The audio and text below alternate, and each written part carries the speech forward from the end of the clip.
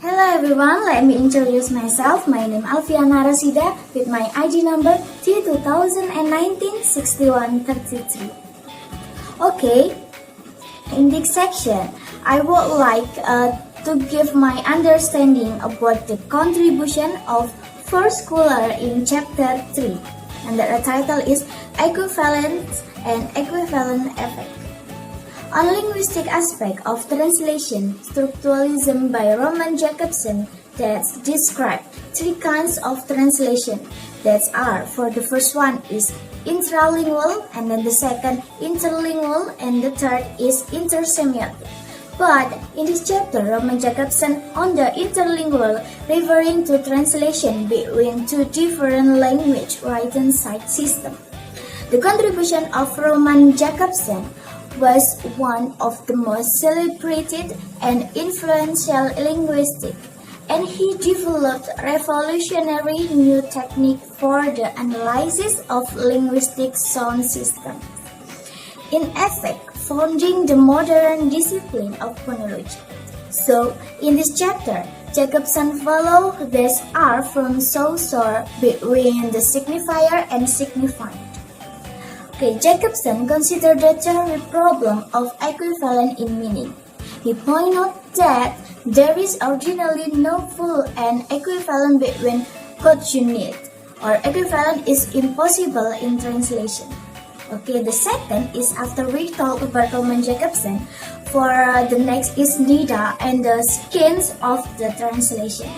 Nida's theory of translation developed from his own practical work. Eugene's thus major contribution to Bible translation was concept of functional equivalence. Instead of using literal translation, his idea was to incorporate native culture and idiom into the Bible story. And nida itself described about functional definition of meaning.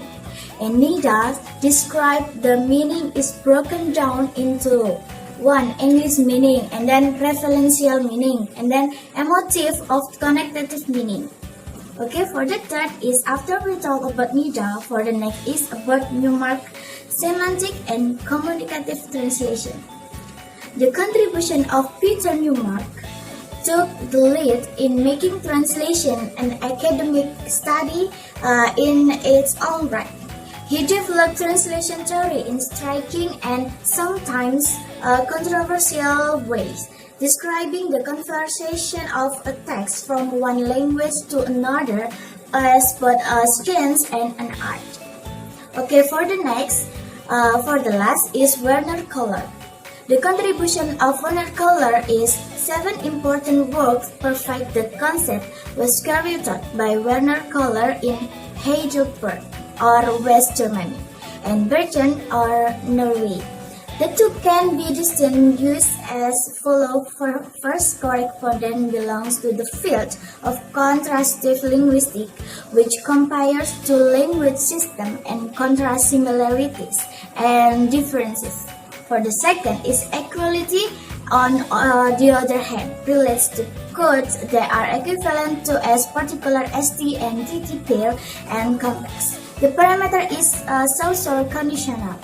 Kollar actually proposed 5 frames for equivalent relation. The first is denotative, based on extra-linguistic factor. Second, connotative, based on way the source the text express. The third is text normative, respecting or changing textual and linguistic norms. The fourth is pragmatic, with respect to the receiver of the target text.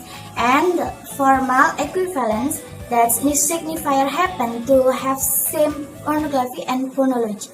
Thank you very much.